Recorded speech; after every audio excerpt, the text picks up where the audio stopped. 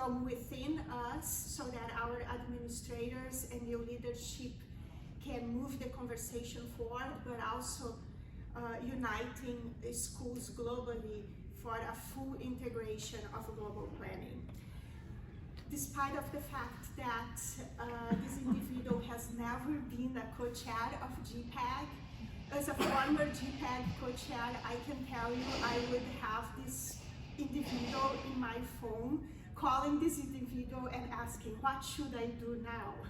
And it is our pleasure and our honor to give this award to Dr. Bruce Stiftel.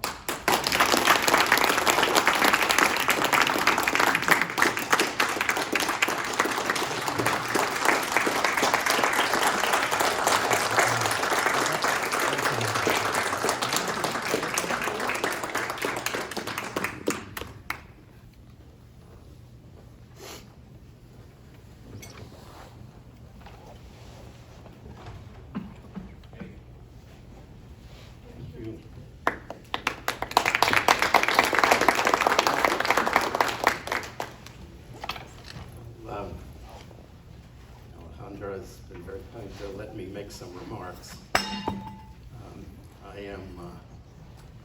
GPEIG is so very important to me and to our profession. I'm really heartwarmed to have this recognition. And especially on the 80th anniversary of the ratification of the UN Charter, which I will now always remember as the day that GPEIG recognized me.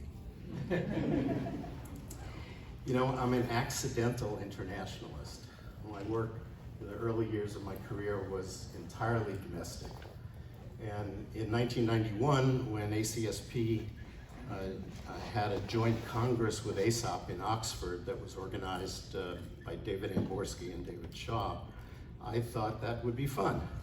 So I had a steady string of going to ACSP conferences every year, so I didn't want to miss that one. And Oxford changed my view of the world and my view of planning. You know, in the United States, we take, in the planning professoriate, planning scholarship, we take a bunch of things as constraints, given the context in which we work. We take constraints from our constitutional law system, from our culture, from lots of political and economic contexts. And elsewhere in the world, those things are not constraints. They're variables. And at the ASOP meetings with presenters from 40 European countries and other places, I realized that things that bounded my scholarship and the scholarship that I mostly read and listened to weren't necessarily fixed in the world.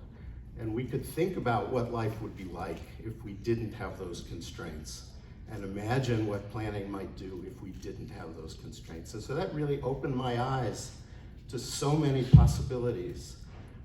And I started following literature from other countries. I started paying attention to what Himi Jamal and Bish Sanyal, who's here in the room, and Tridip Banerjee and Ruth Yabez and Gilchim Lin were saying. I read the reports from the meetings in Buffalo and Cambridge, and really start to think that as American planning scholars and educators, we needed to pay much more attention to the scholarship that was happening elsewhere in the world. And of course, the efforts to start GPEIG came from that group and those conversations at that time. And then in 2001, we had the first World Congress in Shanghai under the leadership of Michael Hibbert from ACSP, as well as many others. And I attended those Shanghai meetings and was really overwhelmed with the breadth of activity, with the parallels of the work that was done in other places. I remember attending a session, a presentation of a colleague in Hanoi who talked about water resource issues that I saw so many parallels with my own work, but a very different methodology and perspective. At the Shanghai meetings, I took a mobile tour to Pudong. Many of you know Pudong. And the planners in Pudong spent an hour talking to a busload of us from around the world and telling us of all the great things that they had done in Pudong with seemingly great pride. And then they said to us, we're going to take a break. And we come back from the break, we want you, the international scholars, to tell us what you think of what we've done. And so we stepped away from the table, the 40 or so of us, and the buzz in the room was, God, we hate this place. We hate what you've done. How are we going to say that in a diplomatic way? And there were, when we came back, people were diplomatic and they were polite, but they talked about the dispossession of the farmers who lived on that land, the lack of environmental sustainability of the development that had been done, the way the streetscape did not respect Chinese culture, and many other things that I don't remember. And then the organizers, the Pudong planners, said, all right, we'll take another break, and we'll come back and we'll respond to your comments. And we came back, and the leader of the Pudong group stood up, and he said, we agree with everything you have said. We know that there are enormous problems in what we have done in Pudong. But essentially what he said was, Beijing made us do it. We wanted to do it differently, but we were not allowed to do it differently. And this to me was phenomenal, that these planners in a very different place, in a very different culture, in a very different political system, shared the sensibilities and the ideas of the international planning community, and were willing to say so out loud, even if in well, can you call it a private setting with 50 or 60 people in the room? That was amazing to me.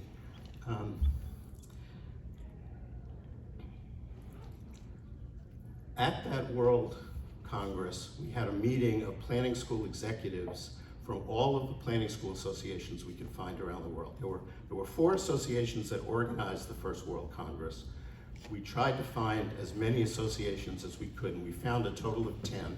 We had 10 associations represented at this 2-day meeting, and we shared what we were doing, what we were trying to accomplish as planning school associations, and what the challenges were. And it was startling how similar those issues were across the 10 associations. And we quickly realized we ought to join hands and try and do some things together and share intelligence, information, ideas, scholarship. And that, Chris Silver and Wim Wiel joined me there representing ACSP. That was the beginning of GPEIG, of the Global Planning Education Association Network. The Chinese hosts, Wu Jiqing was the chair of the local committee, they insisted that we needed to put that in writing, and we needed to sign that written statement on the stage at the closing assembly of the World Congress.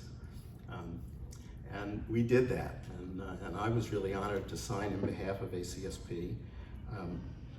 The so-called Shanghai Statement was later ratified by 9 of the 10 associations, and we had the first meeting of GPEIG in Volos, Greece at the ASOP Congress in 2002. I was there with Joe Louis representing ACSP. And you know, we figured out that we needed to make decisions on a consensus basis, that there were so many differences among these associations, and such differences in resources and capacity, it would be very wrong to take decisions by majority vote. So we said we can only do what we will do together. And in several instances, ACSP and ASOP said, well, it was hard to find somebody to step forward. ACSP and ASOP said, we'll take responsibility for that. And the answer we got was no.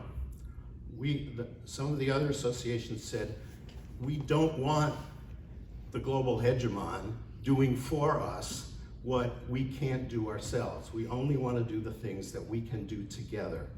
And that's the principle that has driven GPEIG in the years since. And when we've been privileged to be served by a number of representatives to GPEIG from ACSP, Chris Silver, Francis Ulusos, Mina Raja, and now Dedan Rukmana. And GPEIG's done quite a bit for a fragile network. We've continued to organize World Congresses at roughly every 5 years. COVID kind of upset the schedule. The second one was in Mexico City this coming summer. The 6th World Congress will be in and around Helsinki, and I really encourage you to think about attending. It's going to be a phenomenal meeting. An abstract deadline is like November 11th. And GPEIG has, with Routledge, published what is talked about as a global best papers series under the title Dialogues in Urban and Regional Planning.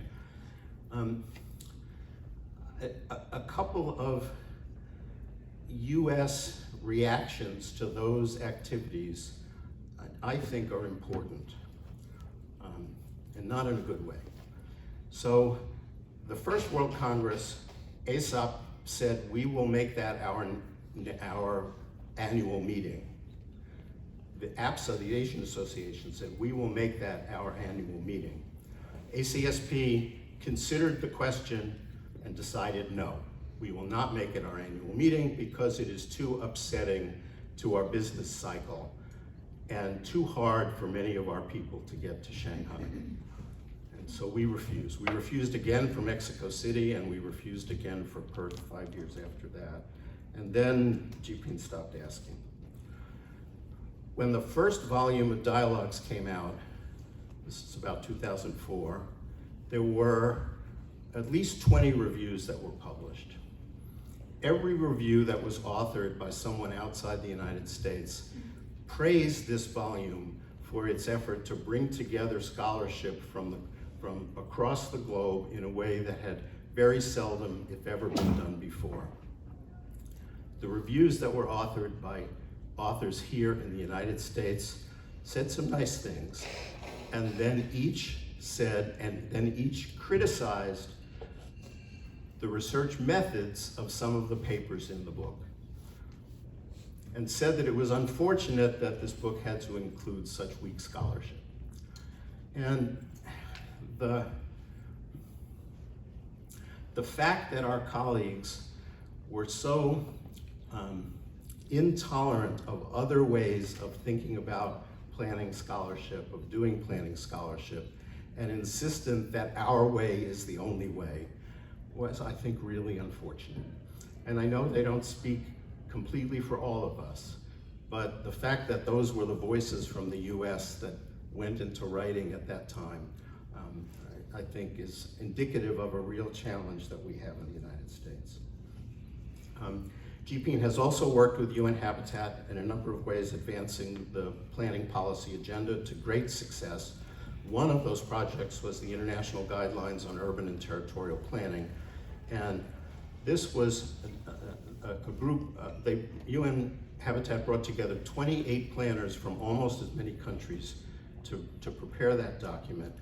And the real fear at the beginning was, how could we come up with global guidelines that would speak to planners wherever they are and speak to national governments and local authorities wherever they are? Was that possible? And yes, it was possible. That document, it took 2 years to prepare, but it sets forth a number of principles, many of which all of us in the room would agree to, and has been tremendously influential. It's been published in 13 languages. And the US edition, the English edition has been downloaded more than 100,000 times. But the fact that we could agree, I think, was really stunning and important about the commonality of planning perspective around the world.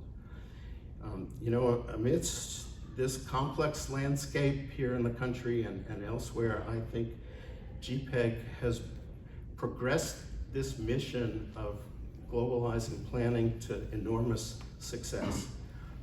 Here in the US, we've increased international curricular content, we've increased foreign student enrollments, We've broadened U.S. scholarship to include many overseas projects. We've fostered countless international exchanges. The PAB now requires global content of every accredited planning school. So today our faculties are quite multicultural. And the global content of our curricula is significant. And just this week, GPEIG hosted the 4th International Student Workshop. We are, I know, shocked by what's going on in the United States with respect to policy barriers to international engagement and international movement of people. In this moment, GPEIG is all the more important. The practical and emotional support that you give to those who promote international planning engagement is just so vital, which makes me so honored to be recognized by this vital group. Thank you to the nominating committee, thank you to GPEIG, and importantly, wishes for great success in continuing this work forward. Thank you.